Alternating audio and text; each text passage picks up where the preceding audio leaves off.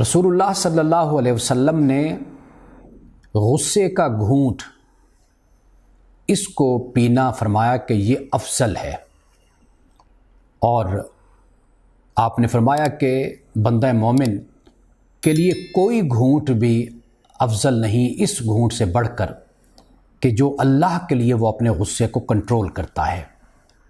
قرآن پاک نے بھی اس بات کو بیان کیا ہے، وَالْكَاظِمِينَ الْغَيْظَ وَالْعَافِينَ عَنِ النَّاسِ، غصے کو پینے والے اور لوگوں سے درگزر سے کام لینے والے۔ فرمایا کہ یہ ہیں محسن نیکوکار جن سے اللہ محبت کرتا ہے۔ یعنی غصے کو برداشت کرنا اور غصے کو پی جانا یہ اللہ اور اس کے رسول صلی اللہ علیہ وسلم کے نزدیک بہت اچھا کام ہے۔ یعنی آپ یوں کہہ لیجئے کہ یہ ایک اعلیٰ وصف ہے، خوبی ہے ایک انسان کی، کہ انسان اپنے غصے پر کنٹرول کرے، اپنے اندر برداشت کو پیدا کرے۔ انسان کو اپنی زندگی میں ہر چیز اس کی پسند اور اس کی طبیعت کے مطابق نہیں ملتی۔